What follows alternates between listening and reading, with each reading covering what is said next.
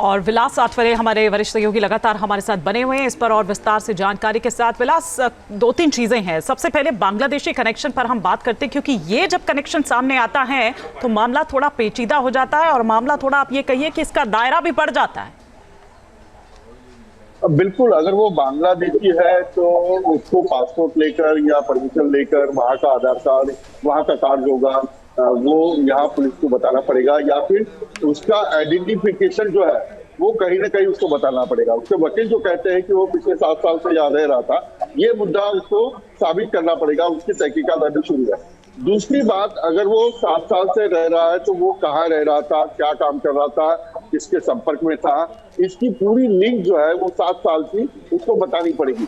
दूसरा, सैफ अली खान का ही घर उसे क्यों मिला, ये बहुत बड़ी बात उसको पुलिस की तहकीकात में देखी जानी है, क्योंकि सैफ अली खान ये हाई प्रोफाइल माने जाते हैं, सेलिब्रिटी माने जाते हैं। तो 12 अच्छा विलास जी, एक बात और जो लगातार आ रही है वो ये भी कि वो किडनैप करना चाहता था सैफ अली खान के बेटे को। वहां वो इसलिए पहुंचा था, ज्यादा इजी लगा क्योंकि उसने तमाम घरों की रेकी की, तो ये ज्यादा इजी लगा और वहां पहुंचा और उसने सोचा था कि उसको किडनैप कर वो 1 करोड़ रुपए की फिरौती मांगेगा। क्या ऐसा भी है?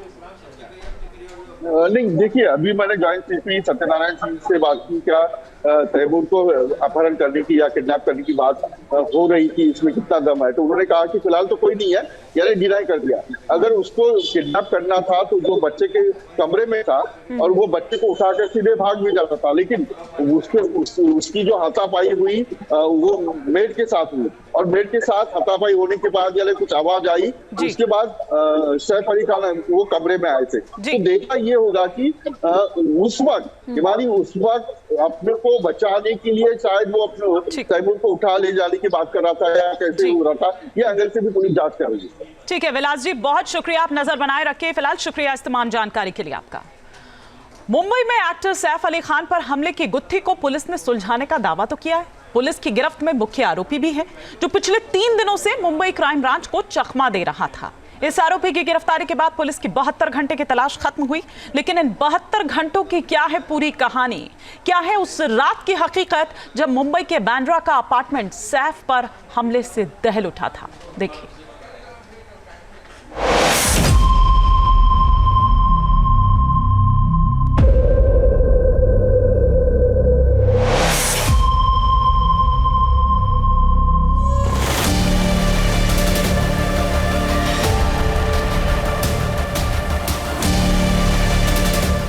दहशत की वो रात जब सैफ हुए थे लहूलुहान।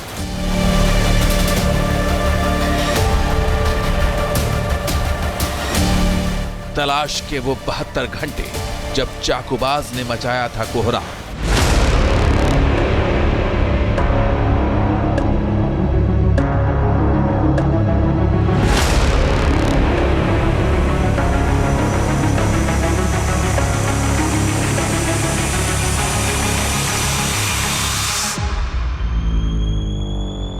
बहत्तर घंटे पहले और उसके बाद की ये 2 तस्वीरें सैफ पर हमले की पूरी कहानी, सवाल और मिस्ट्री को समेटे हुए।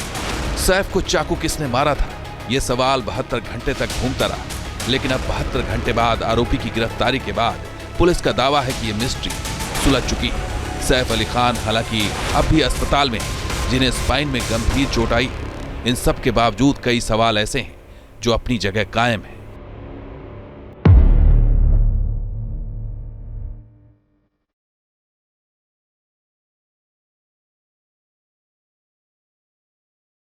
सैफ पर हमला करने को लेकर पिछले 3 दिनों की कहानी, मुंबई पुलिस का एक्शन और कैमरे में कैद होते संदिग्ध की एक एक तस्वीर से उठते सवाल और पूरी पड़ताल हम आपको दिखाएं, उससे पहले आपको लिए चलते हैं फ्लैशबैक में, यानी 15-16 जनवरी की उस दरमियानी रात जब मुंबई के बांद्रा में सैफ पर हमले की खबर जंगल में आग की तरह फैल गई।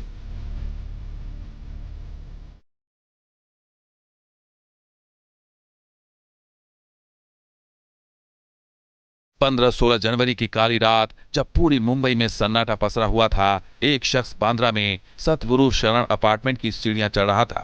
वो अपार्टमेंट की 11वीं मंजिल पर बॉलीवुड एक्टर सैफ अली खान के घर में घुस चुका था।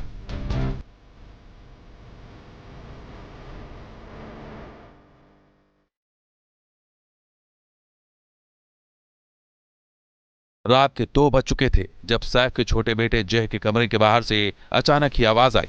आवाज सुनकर जय की देखभाल करने वाली नर्स एलियामा फिलिप की नींद टूट गई। नर्स ने बाहर निकलकर देखा तो बाथरूम का दरवाजा खुला हुआ था। तभी हमलावर ने एलियामा पर चाकू से हमला कर दिया। एलियामा ने चाकू पकड़ने की कोशिश की, जिससे उसकी दोनों कलाइयों और बाएं हाथ की उंगली जख्मी हो गई। जय के कमरे से आ रहे शोर को सुनकर सैफ अली खान जय के कमरे की तरफ भागे। वहां उन्होंने एलियामा को एक अनजान शख्स से उलझते हुए देखा। सैफ ने एलियामा से शख्स के बारे में पूछा तो आरोपी सैफ पर चाकू से ताबड़तोड़ हमला करने लगा। सैफ ने खुद को किसी तरह से बचाया, लेकिन तब तक उनके शरीर पर 6 वार हो चुके थे। खून से लथपथ सैफ और शोरगुल के बाद स्टाफ रूम में सो रहे 4 स्टाफ जग चुके थे।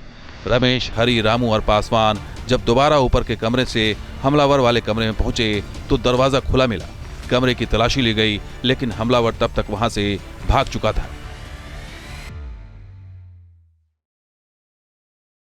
सीसीटीवी कैमरे की रिकॉर्डिंग में रात के 2:33 का वक्त था जब यह हमलावर सीढ़ियों से उतरकर भाग रहा था। उसके जाते ही सैफ के घाव को देखकर घर में हड़कंप मच गया था। घबराई हुई करीना कपूर ने बिल्डिंग में 8वें फ्लोर पर रहने वाले इब्राहिम खान को फोन किया। इब्राहिम दौड़ते हुए ऊपर की मंजिल की तरफ भागे। फिर खून से लथपथ सैफ को लेकर वो नीचे आए। आनन फानन में एक ऑटो को बुलाया गया और उसी ऑटो पर सवार होकर खून से लथपथ सैफ अली खान लीलावती अस्पताल के लिए निकल पड़े। और क्या पूरी जानकारी दीजिए भाई 3 से पौने 3 बजे का टाइम था। पूरी बात बताइए। हाँ जी। जब मैं नाइट में गाड़ी चला रहा, गलियों में जाता ही है, तो उसमें देख रहा हूँ तो उधर देख रहे तो वो जा रहा है तो रिक्शा कोई लेडीज थी आगे से आती है। फिर गेट से भी आवाज आता है कि रिक्शा रुको रुको रुको रुको। तो रुकाया, मैं यूटर्न मार के गाड़ी लगाता हूँ तो कोई निकलता है तो उसमें जैसे उसमें खून से जैसा लथपथ है तो बस वही देख रहा। तो उनको बैठाया, फिर जाके अपना लीलावती उनको छोड़ा। हाँ। सैफ पर हमले की खबर के बाद पुलिस हरकत में आई और आरोपियों की तलाश में 35 टीमें लगा दी गईं। 16 जनवरी को ही पुलिस ने एलियामा का बयान दर्ज किया, तो वहीं सीसीटीवी कैमरे से पुलिस को सुराग भी मिलने शुरू हो गए थे।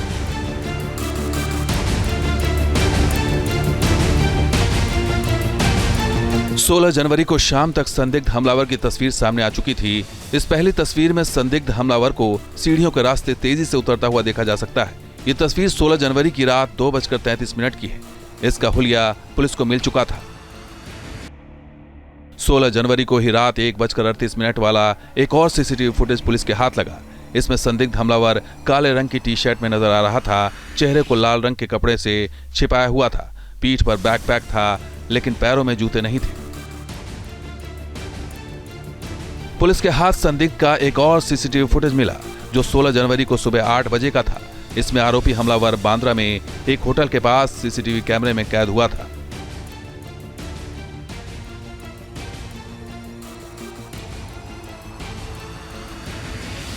वारदात के 7 घंटे बाद संदिग्ध की एक और तस्वीर सामने आई। यहां बांद्रा से लोकल ट्रेन पकड़कर आरोपी दादर पहुंच चुका था। वो यहां एक मोबाइल शॉप से ईयरफोन खरीदते हुए नजर आ रहा था।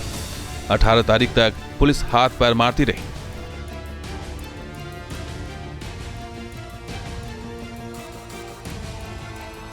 न्यूज नेशन अब व्हाट्सएप पर खबरों के ताजा अपडेट के लिए न्यूज नेशन के इस QR कोड को स्कैन करें।